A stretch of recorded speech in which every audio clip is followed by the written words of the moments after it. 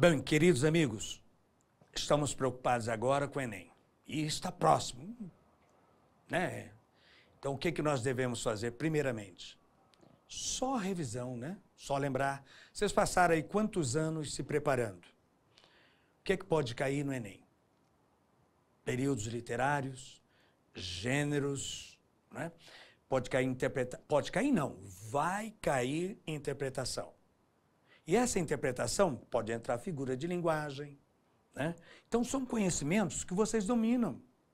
São conhecimentos que vocês já estão assenhorados deles. Não tenham medo. Calma, calma. Respirem. Gabaritei é somente para mostrar para vocês que vocês sabem. Vocês são bons, né? Vamos só lembrar. O que pode cair? Vai cair interpretação. Tranquilo.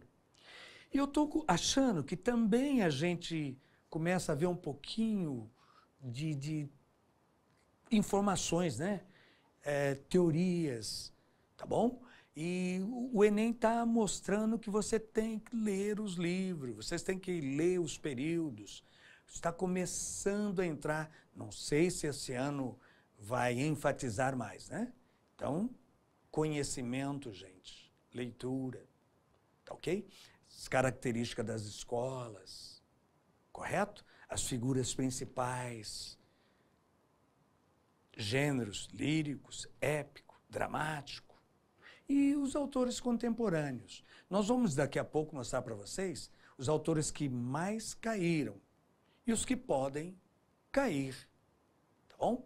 Mas o que eu preciso saber deles? Características. O que eu preciso saber deles? Obras principais.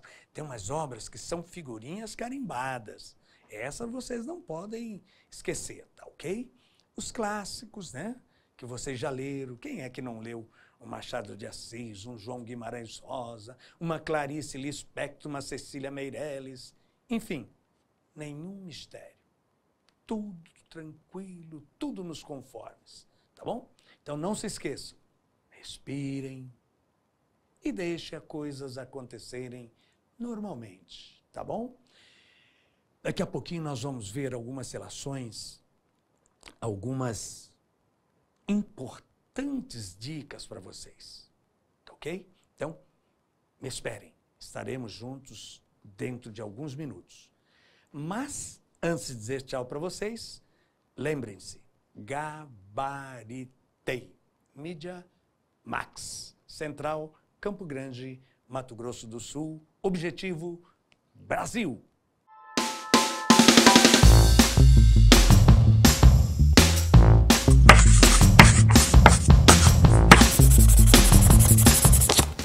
Bom dia, boa tarde, boa noite. Isso não importa. O que importa é que nós estamos juntos. Mídia Max, gabaritei. Meu nome é Antônio Vanderlei e eu sou professor de produção textual e literatura.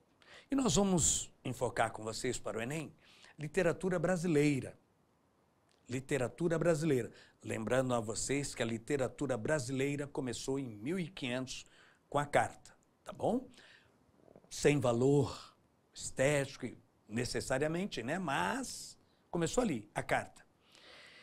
Nós vamos iniciar com vocês mostrando os autores que mais caíram nesses anos. E é importante para a gente ver uma tendência. Autores que mais caem no Enem. Carlos Drummond de Andrade caiu 12 vezes. Machado de Assis, o grande Machado de Assis, ó que injustiça, acho que deveria ter caído mais, 7 vezes. Manuel Bandeira, o grande Manuel Bandeira, 7 vezes. Rubem Braga, 5 vezes. Aloísio de Azevedo, opa, peraí, Aloísio muda.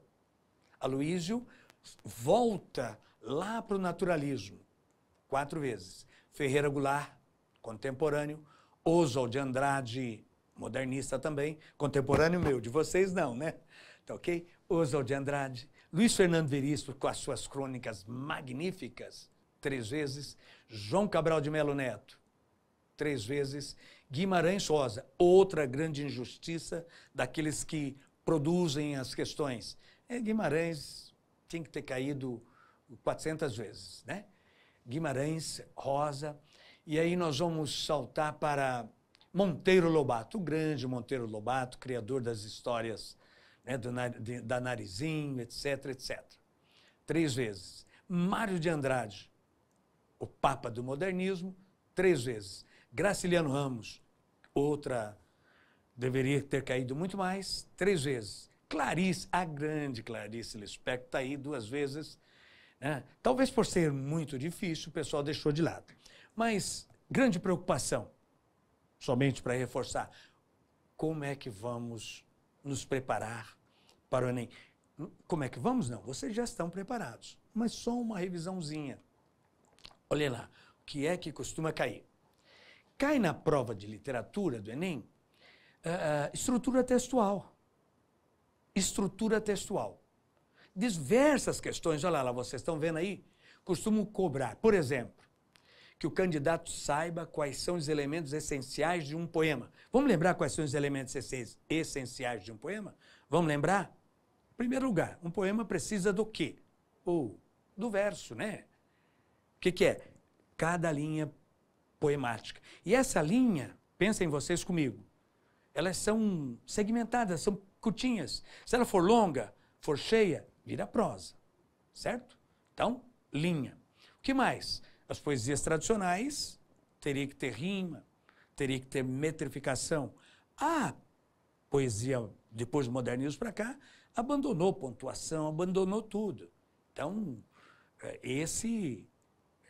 no gênero lírico principalmente, poesia, né? É isso aí. Mas e a prosa? Como é a prosa?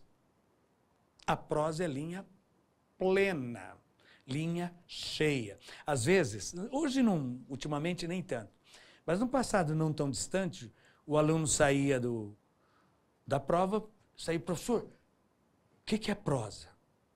Não, prosa não é discutir, não é debater. Prosa é um texto longo, linhas plenas, geralmente objetivo, tem prosa subjetiva também. A poesia é, por natureza, né? O gênero lírico é, por natureza, subjetivo, mas nada impede, ok? Então, interpretação de um texto, muito recorrente no Enem, tá? Muito recorrente. Agora, meus queridos amigos, funções de linguagem, que eu não vou entrar, vamos deixar para a professora de produção textual, não é? As figuras, vamos deixar para ela ou para ele que vai, de repente, estar aqui com a gente, para não entrarmos em conflito, tá bom? Professor, nos temas, nos tipos, o que podemos ver? Como vocês notaram, eu enfatizei, o Enem tem preferência pelo modernismo. E o modernismo começa num quartel pré-modernista, tá bom? Tem preferência. Eu jogo aí 70%. 30% pode cair romantismo, pode cair qualquer outro período que nós vamos tentar ver cada um deles. Eu estou com vocês aí um texto muito legal, tá? Que nós podemos dizer que foi modernista já, né? Que beba Coca-Cola, um texto crítico, que a gente chama de concretismo. Isso já está dentro do modernismo. Dentro do modernismo. Poderíamos, e vamos começar, com as vanguardas europeias, que antecedem o modernismo. Está lá, influências que nós trouxemos da Europa. Professor, isso cai? Cai. Cai sim. Tá? Isso são influências que vão fazer com que nós trabalhemos a tendência modernista. E o que foi isso? Foi uma ruptura com o modelo de arte de até então. Foi uma ruptura com o modelo de arte. Foi uma quebra de paradigmas. Esses meninos vanguardistas que vão influenciar a nossa brasilidade também, tá bom? Foram audaciosos. Vamos queimar bibliotecas, vamos rasgar as obras, vamos romper. O negócio deles era romper. E eu comecei com o expressionismo. Expressionismo, que é um choque de cores, cores vibrantes, é um dinamismo abrupto, é a arte do instinto. E aí, na literatura brasileira, nós vamos ter um carinha chamado Augusto dos Anjos. Fantástico. Escreveu um livro só. Mas é inclassificável. Ele é pré-modernista. Ele traz do passado todas as tendências, o simbolismo, o realismo, o romantismo. Mas choca. Aí nós temos também, além do nosso brasileiro Augusto dos Anjos, nós temos Eduardo Munch, com Grito. Impacto de cores vibrantes, dinamismo abrupto. Uma vanguarda europeia que influenciou a Semana de Arte Brasileira, que influenciou Oswald de Andrade, Mário de Andrade, Tarsila do Amaral, Raul Bopp, enfim. Dei uma olhadinha nesse segundo movimento. Um carinha muito bêbado lá em Zurique. Tá bom? Lá em Zurique. Não. Foi lá na Alemanha, mas não foi em Zurique. Nós vamos ver o quê? O futurismo. E eu tenho por mim que o futurismo foi a primeira manifestação dessas vanguardas europeias, dessa ruptura. Olhem aí, nós temos o futurismo. E o futurismo nós temos, prestem bem atenção, publicação em Le Figaro, um jornal, tá? Nós temos a velocidade, nós temos a quebra de ruptura, nós temos a pintura abstrata. Gente, pelo amor de Deus, você já pensou o Fordismo aí, um carro correndo a 50 km por hora? Nossa, rompia tudo que era tradicional. A turma achava que se passasse dos 100, haveria desintegração. Tá? Velocidade. E aí eu me lembro, que pode ser até um tema interessante, o tal do Charles Chaplin. Vocês lembram? Tempos modernos? O homem robô, o homem objeto, o homem máquina. Então, vamos seguir que o tempo é cruel. Olha só essa pintura. Olhem só essa pintura do Giacomo Balla. Não vou me aprofundar, mas se a gente tivesse um dia aí para falar sobre essa obra, vocês iriam ver algumas tendências estranhas. Mas está aí, uma pintura que rompeu. Isso influência, tá? Para o pré-modernismo. Lá no pré-modernismo, essas tendências surgiram que vão desembocar no modernismo brasileiro. Agora, olha só, vamos entrar na ruptura da imagem linear. Aquela leitura linear não me interessa mais, vou quebrar. Vou fazer uma pintura esculpitória. Vou romper. Não me interessa mais o mundo plano. Não me interessa mais. Me interessa que a pintura ganhe corpo, corporifique-se. A pintura deixa de ser pintura e torna-se uma escultura. Idem para a literatura. Tá? Então, é o cubismo. Tá bom? Pablo Picasso. Aqui o cubismo a gente poderia chamar a nossa querida Tarsila do Amaral. Tá? Vamos seguir. Aí, nós vamos ver um carinha muito cruel, um tal de Tristan Tzara, que rompe absolutamente com tudo. Com tudo. Vamos tocar fogo nas bibliotecas, vamos queimar tudo, vamos rasgar tudo. Vamos cultuar o niilismo, o vazio, a infância. Não me interessa a família, não me interessa nada.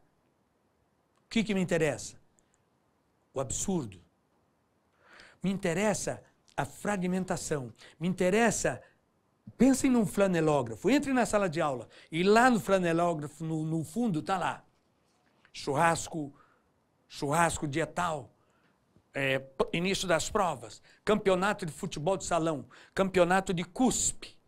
Então, tudo numa obra só. Eles sugeriam até que você pegasse o poema, cortassem palavra a palavra, jogassem num saco e depois aleatoriamente tirasse uma palavra e pronto. Você teria com você um mais belo poema. Aleatório, sem nada, sem lógica, absolutamente fragmentado, partido.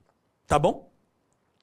Essas influências vão desencadear no modernismo, que são Influências que marcam aí 60% a 70% das questões do Enem. Surrealismo. Aí, meu amigo, aí deixamos toda a lógica de lado. Vamos penetrar no nosso inconsciente e subconsciente. E ao trazer o que nós vimos para fora, nós vamos criar algo que nem Freud explica. Por sinal, uma vanguarda influenciada por Freud. Tá bom? O que é isso? Rejeitar a família, rejeitar a pátria, não existe a honra. O que me interessa é um humor ácido. Luiz Buñuel no cinema. O que me interessa é aquela... Agora vocês vão até saber, né? Um carinha terrível, um tal de Salvatore Dalí. Eu até tirei uma pintura para vocês darem uma olhadinha. Cara, isso é um pesadelo. Isso é um absurdo. Esse quadro é uma loucura. Essas influências todas chegaram, tá bom? Ao pré-modernismo, que desencadeou no modernismo. Mas dentro do modernismo, nós temos dois movimentos que a gente não pode esquecer. E pode ser tema de vestibular. O primeiro que eu comecei brincando com vocês foi lá, vamos voltar lá, o concretismo. O que foi o concretismo? Lá já no modernismo, justamente a ruptura com o padrão, a utilização de todos os elementos, verbos visuais, é a literatura do design, é a literatura do design. Isso já dentro do modernismo, gente. Décio Pinatari, seu irmão, tá? Revista Noi Grande, eles lançam um manifesto. E eu escolhi essa manifestação aí, inclusive para começar a aula, para vocês verem a brincadeira, o vermelho, tá bom? A Coca-Cola, espírito americanizado, a ironia, o deboche, a crítica, terminando com a palavra cloaca, os tipos de letra, o alimento, a poesia concretista, você tem que pegar uma régua, um compasso, tá bom? E aí João Cabral de Melo Neto é fantástico. Esses autores que caem são poetas e prosadores. E esses poetas e prosadores estão no seu tempo, no espaço. E aí uma outra perguntinha, uma outra afirmação que vocês precisam. Professor, embora o bom escritor se projete no tempo e no espaço, ele recebe a influência do seu tempo. Não tem como. Não tem como. Por exemplo, peguemos o Carlos Drummond de Andrade. Vamos nos dedicar ao modernismo, tá bom? Gênero literário do Carlos Drummond, lírico. Gênero literário do João Guimarães Rosa, épico. Embora também seja lírico. Mas épico por excelência e tal lírico ali dentro. Professor, o que é gênero lírico? Lírico é o eu. É o primeiro gênero a ser desenvolvido, o homem falando das suas emoções. Embora a primeira produção seja do gênero dramático, tá? A primeira é o homem falando de si mesmo.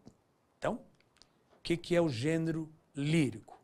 O eu, o que eu penso, o que eu sinto. O que é o gênero épico? Aí são as grandes sagas, Homero e Ilíadas. E para nós, iríamos falar em quem? Os Lusíadas, Portugal. Brasil, o romanceiro da Inconfidência, Cecília Meirelles, que fala sobre o acontecimento histórico. Acontecimentos grandiosos, grandiloquentes. Tá bom? Então, olha lá. Carlos Drummond de Andrade, ênfase no gênero lírico. Grande poeta. Grande poeta. Machado de Assis, embora romancista, prosador, também fala sobre o consciente e o inconsciente. Tá bom? Manuel Bandeira brinca, né, com a realidade e com a subjetividade. Tá bom? Vamos pegar os clássicos. Pulamos lá para o João Cabral de Melo Neto. Morte e Vida Severina. É um poema épico, que fala sobre as dores, a seca, a miséria. Entretanto, tem uma força lírica intensa, né? Vou contar uma historinha bem rápida para vocês. Eu estudei, isso faz um bocadinho de tempo, quinta ou sexta série, tinha um concurso de teatro na escola, período militar, e a minha sala ensaiou Morte e Vida Severina. Nós ansiosos, eu pensei que eu iria abafar no teatro, que a rede, não existia Globo ainda, mas eu achei que a Globo estaria lá, iria me contratar. Quando a gente sobe ao palco e vão falar o nome da obra, a diretora chamou-nos, falou, ó, não, ninguém apresenta Morte e Vida Severina. Mas como? Nós ensaiamos. Está todo mundo com nota, vão embora, pelo amor de Deus. Por quê? Porque era uma obra que chocava na época, né? Regime militar. Vamos insistir com vocês? Lembrando, vai cair gênero? Vai. Épico, aventura. Aventura, aquelas sagas. Lírico, eu. Subjetividade, emoção, poesia, né? É dramático, representação e leitura. E aí, no dramático, a gente começa vendo quem? Primeiro os jesuítas que fizeram teatro no Brasil, depois a gente vai pular para o romantismo, né? José de Alencar, Gonçalves Dias, Gonçalves de Magalhães, a gente adianta um pouquinho, Arthur de Azevedo no realismo, e vamos vir mais adiante, Machado de Assis, né? E vamos mais ainda, vamos ver os modernistas, Oswald de Andrade, foi o pai do teatro moderno, mas não teve sua obra publicada. Publicada foi, mas não foi representada. Então, aparece o grande Nelson Rodrigues, o teatro modernista fantástico, né? Então, já lírico, épico e dramático. Agora, os períodos. É importante a gente falar um pouquinho sobre os períodos literários que podem cair. Tá bom? A literatura no Brasil começou em 1500. A carta, quinhentismo. Professor, podemos considerar o quinhentismo como literatura? Na minha opinião, sim. Embora alguns autores desvalorizem o quinhentismo. Tá bom? Então, começa a literatura brasileira, ou melhor dizendo, literatura no Brasil. Mas nós não podemos esquecer que na época do quinhentismo acontecia na Europa o quê? O classicismo. E antes do classicismo, a gente não pode esquecer que nós tivemos o humanismo Gil Vicente e o trovadorismo, né? Dos grandes trovadores, Dom Diniz, etc, etc. E o trovadorismo influencia a música brasileira. Influencia muito a música brasileira, porque o trovadorismo é musical. O trovadorismo são os trovadores que falam do amor, sofrimento de amor, a coita do amor, sofrimento de amor. Já caiu o trovadorismo no Enem? Acho que uma ou duas vezes. Humanismo de Gil Vicente já caiu também. Classicismo, Luís Vaz de Camões com os Lusíadas, o grande pai do sonetismo, o grande sonetista. E no classicismo nós temos o Padre Antônio Vieira, que era um grande prosador, que criou o método português de pregar com os seus sermões. Aí a gente pula para o Brasil. Então, recebemos essas influências e começamos no Brasil, na minha opinião, a literatura brasileira. Dizem uns que não. Então, literatura no Brasil. Quinhentismo. O que é o quinhentismo? Cartas, as grandes navegações, a descoberta do Brasil, o encantamento com a nova terra. Tá bom? Quem que eu destaco aí? No quinhentismo? Só a carta. Os outros autores, os padres, jesuítas, o jesuitismo, vamos deixar de lado, porque não vai dar tempo, tá bom? Aí começa no Brasil, em 1601, o quê? O Barroco. Quem que eu destaco no Barroco? E o que é o Barroco? O Barroco é a pressão da religião. Houve a cisão. Então, esses escritores desse período vão ser marcados pela tensão. Mundano e divino. Mundano e divino. Deus, homem. Né? E aí a gente vai ver o grande Gregório de Matos Guerra. O grande Gregório de Matos Guerra, que já caiu também uma vez no Enem. Pode cair? Pode. Pode. Tá bom? E o que é o Barroco? O Barroco é a literatura do contraste, do conflito. Deus versus o homem. religião versus tendências materiais. Gregório de Matos Guerra, o Boca do Inferno, Padre Antônio Vieira, pai da sermonística barroca, pai da oratória barroca, pai da... Bom, saltemos um pouquinho, 1768. Começa no Brasil, influenciado pela Revolução Francesa, começa no Brasil o arcadismo. E o que é o arcadismo? Na literatura, tudo é o dual. Ou de um lado, paixão, do outro lado, razão. O barroco é paixão. Paixão. E aí a gente lembra de quem? Dionísio, o Baco, o deus do vinho, que agia pela paixão. Opondo-se à paixão vem a razão. Qual é a razão? Revolução Francesa. Voltaire, Diderot, D'Alembert. Influencia o quê? No Brasil? Influencia a Conjuração Mineira. Influencia, né? Aquele primeiro movimento, uma tentativa de desvencilhar-se de Portugal. Conjuração Mineira. E aí a gente destaca autores que já caíram. Cláudio Manuel da Costa, Tomás Antônio Gonzaga. Do Tomás me preocupa um pouquinho mais. Por quê? Porque ele teve uma amada chamada Maria Doroteia Joaquina de Seixas Brandão, simplesmente Marília. E ele escreveu o quê? Liras. Liras. Tá? São poemas campesinos, bucólicos. Aí a gente vai se lembrar, né, dessas cantigas de Elis Regina, aquela dupla de cantor, Vitor, me ajuda, você que gosta de sertaneja, me ajuda. Aquela, que vida boa. Não falei? Olha lá, ela sabe, Vitor e Léo, né? Enfim, que valoriza o campo. Eu me lembrei, sabe de quem? Elis Regina.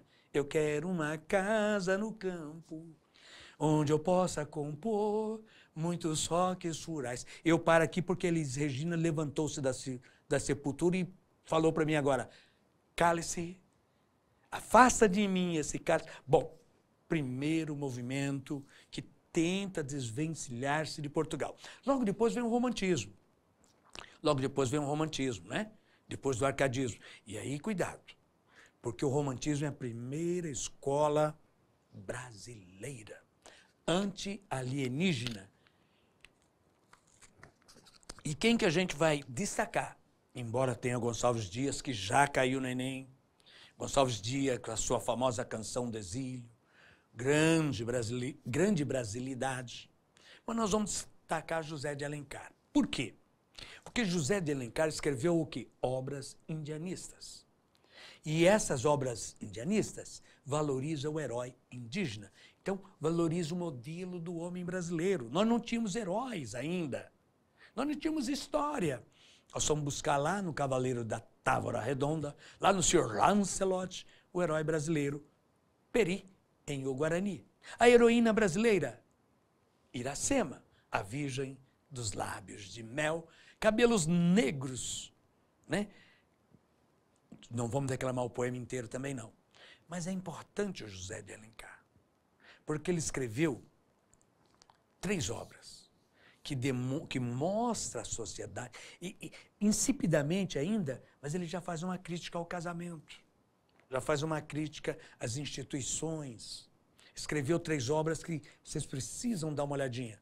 Senhora, Lucila e Diva, que cria um padrão diferente. Cria a personagem feminina. E talvez tenha sido o primeiro feminista. Do romantismo, Castro Alves já caiu. Castro Alves, embora Alencar também fosse poeta, mas ele vingou como prosador, com as suas obras indianistas, urbanas, regionalistas, históricas. Mas nós vamos falar agora de Castro Alves, poeta dos escravos, o grande Castro Alves. Esse cai. Seus poemas falando de escravo, falando de natureza e falando do amor carnal. Dê uma olhadinha mais. Álvares de Azevedo caiu já, tá? Álvares de Azevedo já caiu no Enem. Quem é Álvares de Azevedo? O principal poeta da 2ª geração do romantismo. Beleza? O principal poeta da 1ª geração nacionalismo, indianismo, a gente destaca aí, né, o próprio Alencar, que teve o Guarani, e Gonçalves Dias. Segunda geração do tédio, geração do mal do século. Álvares de Azevedo, Casemiro de Abreu, Junqueira Freire e Fagundes Varela. Terceira geração, já geração de transição para o realismo, a gente destaca Castro Alves, poeta da natureza, poeta dos escravos, poeta do amor sensual, as suas Marias, as suas Terezas, etc, etc. Houve uma mudança no mundo, novamente, determinismo do meio, Locke, né? Voltaire ficou lá na Revolução Francesa. Agora, determinismo do meio, agora a ciência, a razão. Romantismo, paixão. Agora, razão. Tá bom? A razão. Observação. E aí nós vamos destacar o grande Machado de Assis, que caiu as 5 ou 6 vezes e pode cair. Machado de Assis, observador da realidade, crítico, e ele já apresenta algo mais profundo. Ele já estuda a psique humana. Né? Freud fica de lado, pequenininho Freud diante dele. As obras de Machado de Assis, o grande Machado de Assis, que vocês têm que estudar, Memórias Póstumas de Brás Cubas. Não vai dar tempo da gente aprofundar, mas é uma obra que o espírito deles intensamente marcado por contradições, por preconceitos, por tudo, tudo. Ele retrata a alma humana, né? Nos faz lembrar de Shakespeare. Ser ou não ser, eis a questão. Ele retrata o ser, o parecer, essa necessidade que temos de viver de aparência. O grande Machado de Assis.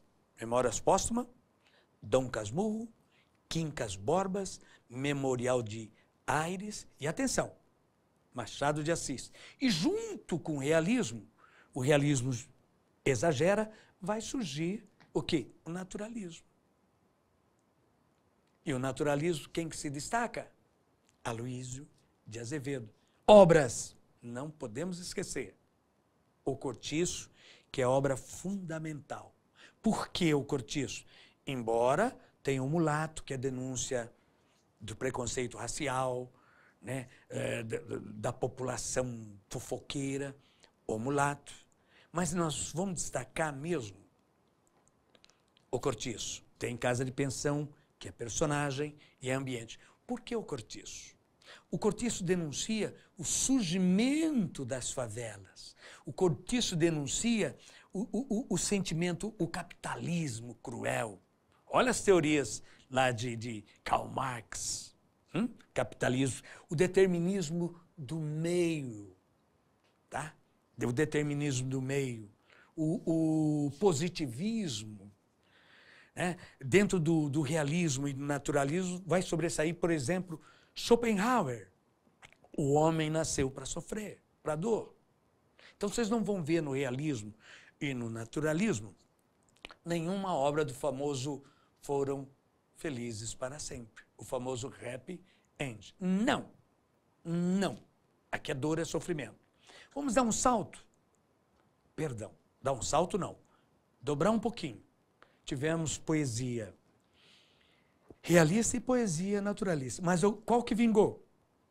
Qual vingou? Parnasianismo. E o que é o parnasianismo? É o café coado pela segunda vez.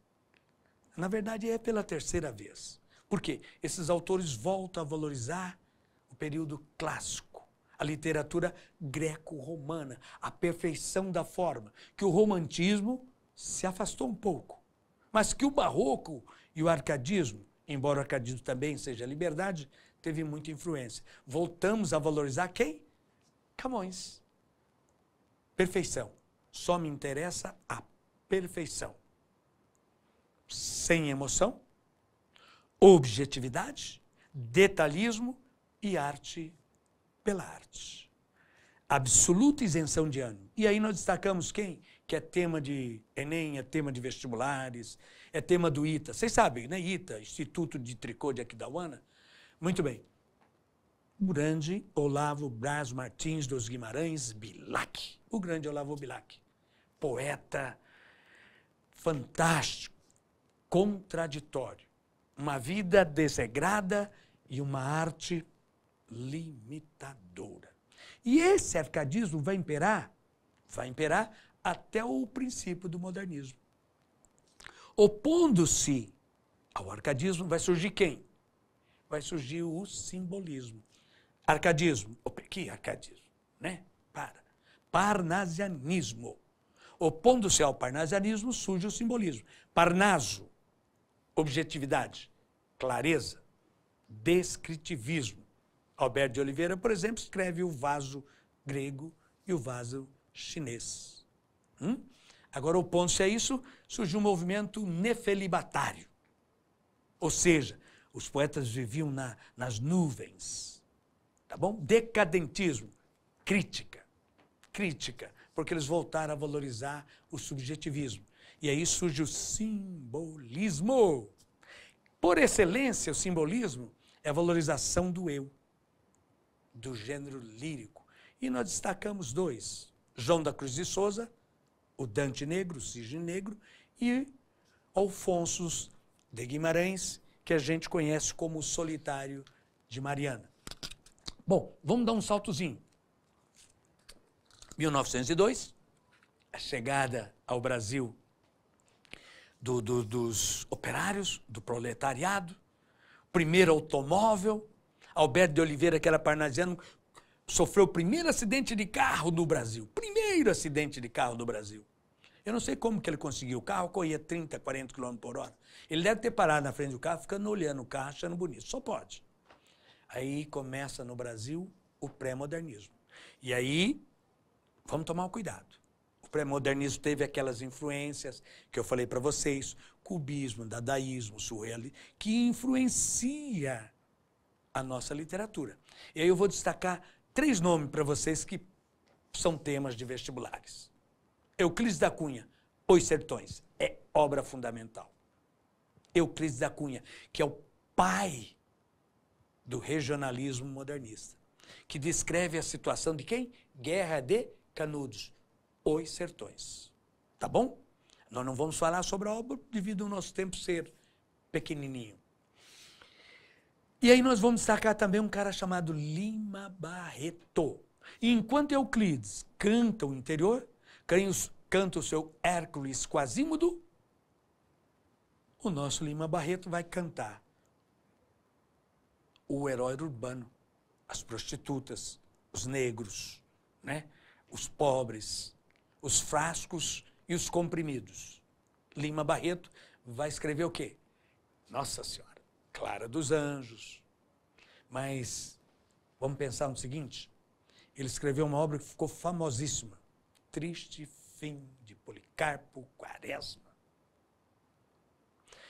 Recordação de escrivão Isaías Caminho denuncia a exploração do negro, né? Preconceito. Clara dos Anjos, mulher.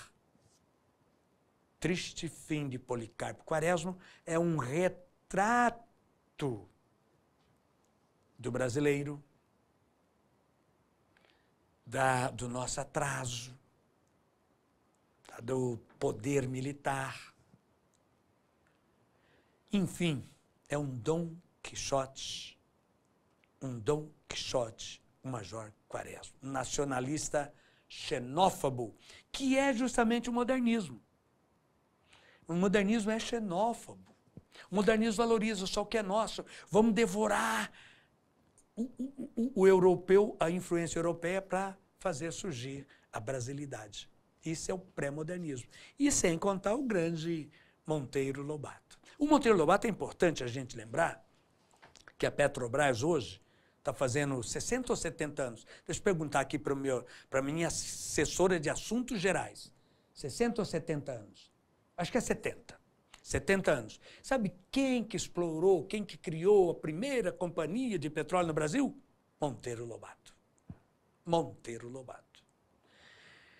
Não vamos entrar na história. Outra criação do Monteiro Lobato são 20 histórias de Sítio do Pica-Pau Amarelo. fantástico.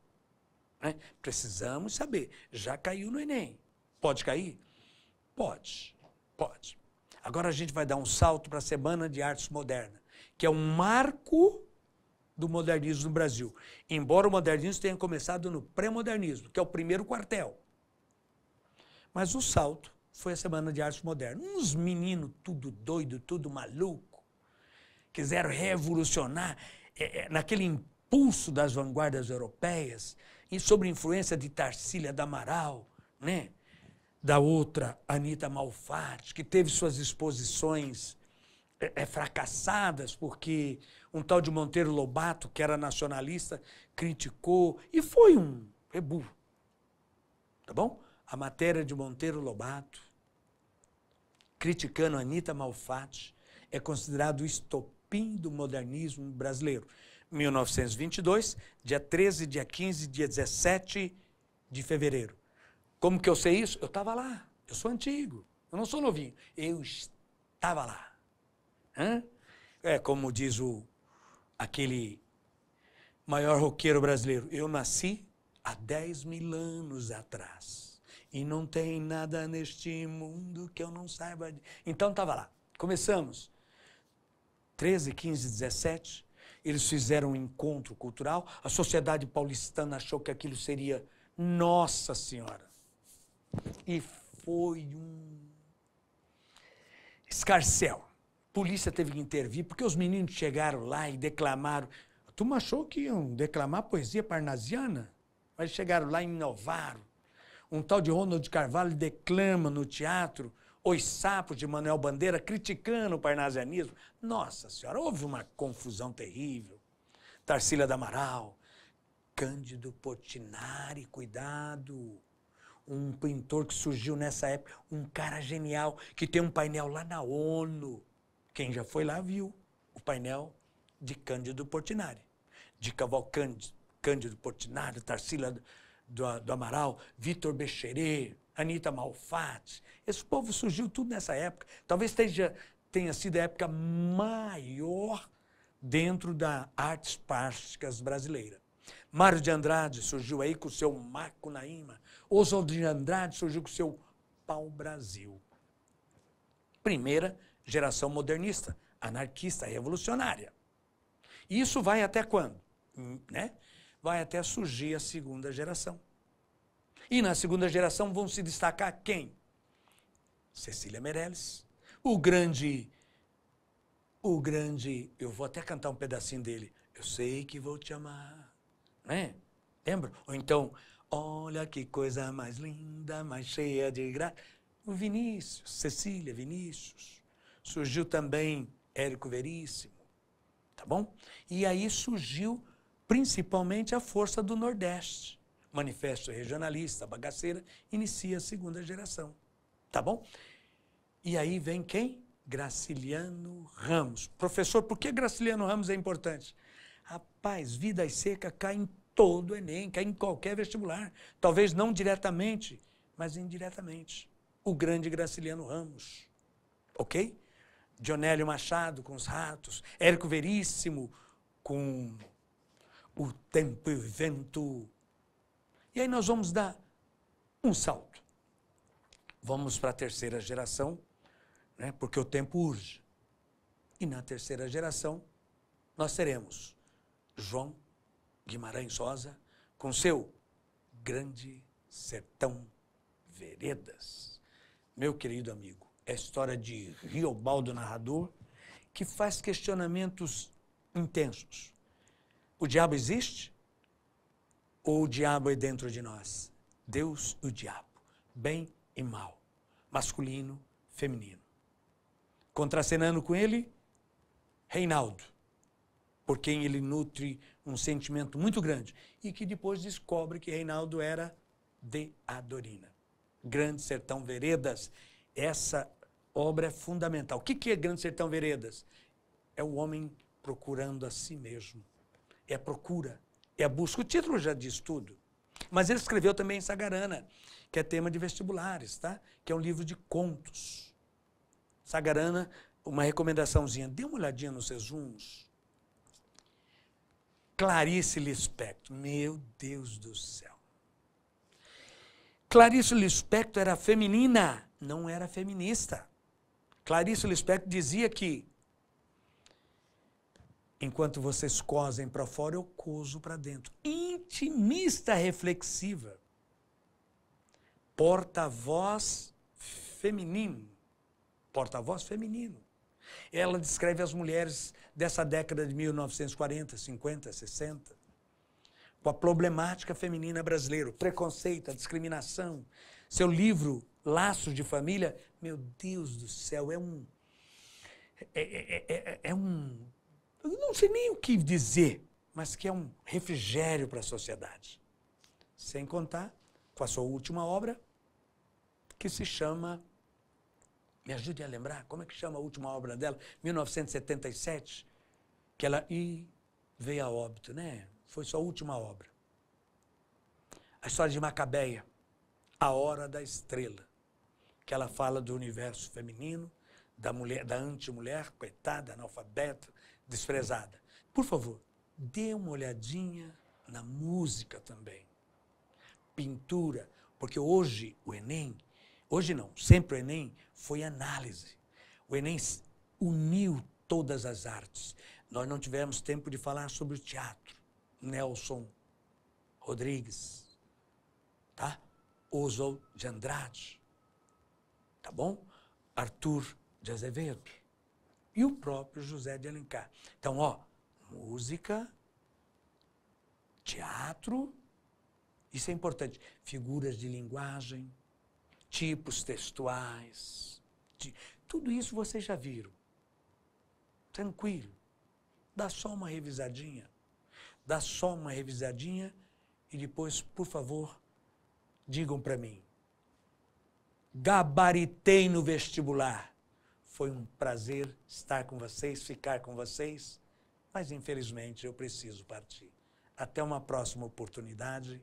Tchau.